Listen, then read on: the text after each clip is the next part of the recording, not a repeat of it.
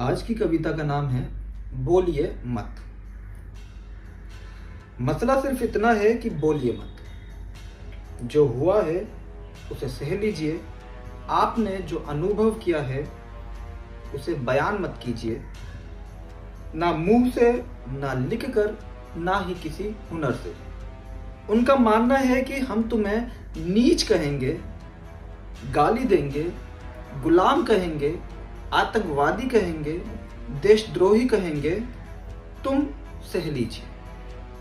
हम लूटेंगे, खसोटेंगे, अपनी तिजोरियां भरेंगे, तुमसे छीनेंगे, तुम्हारा हक मारेंगे, तुम्हें दोयम दर्जे तक धकेल देंगे। और ये सब होने पर भी तुम चुप रहिए। हम तुम्हें जलील करेंगे, दुत्कारेंगे, तुम्हारी मेहनत का मजाक बनाकर तुम्हें ही अपने महल में इस्तेमाल करेंगे, लेकिन तुम जुबान न खोलेंगे। हम तुम्हें बांटेंगे भाषा से, संप्रदाय से, जाति से, लिंग से, क्षेत्र से, धर्म से। और तुम्हें यह स्वीकार करना होगा। तुम्हें यह स्वीकार करना होगा बिना उफ तक कहे।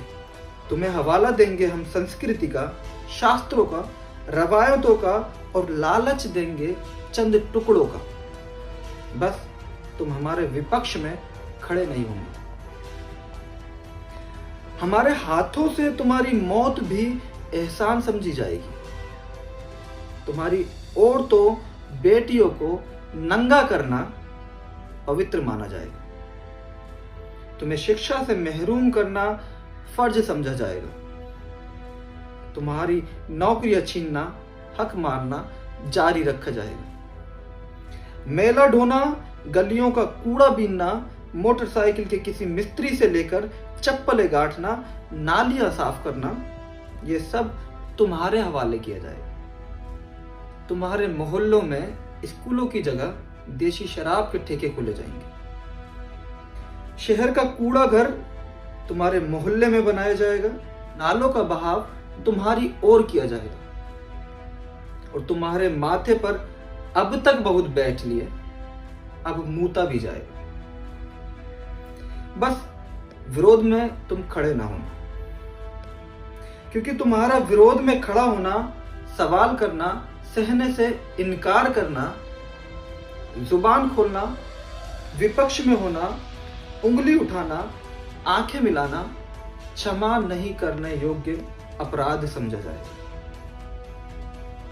क्योंकि तुम्हारा नहीं सहना बर्बाद कर देगा हमारे पीढ़ियों के गर्व को, ओछे घमंड को, ऐशो आराम को, सत्ता के अहंकार को। इसलिए चुप रहिए, वरना चुप करा दिया जाएगा। ये पंक्ति मैंने लिखी थी 2020 के आसपास मैंने लिखी थी, 2021 के आसपास। जब हुआ ऐसा था कि देश के सबसे बड़े राज्य में एक व्यक्ति के ऊपर एक खास जाति के व्यक्ति ने मूत दिया था, सिर्फ उसको नीचा दिखाने के लिए। राजस्थान के अंदर हुआ था कि एक बच्चे को पानी पीने के चक्कर में ही सिर्फ उसको मार दिया गया, कि क्योंकि उसने वो टीचर की जो थी मटकी उससे पानी पी लिया। और बच्चा एक दलित कम्युनिटी से था। 2-3 कुछ ऐसे केसेस हुए। फिर उसके बाद और भी आंदोलन देश में चले। तो फिर उस समय मैंने ये कविता लिखी थी। एक और मुझे याद आता है कि एक बच्ची का रेप तक कर दिया गया, और रेप करने के बाद उसकी बॉडी का जला भी दिया गया, और माँ बाप को आने तक नहीं दिया गया। तो पता भी नहीं चला क्या क्या उस बच्ची के साथ हुआ। उसके माँ बाप को धमकाया गया।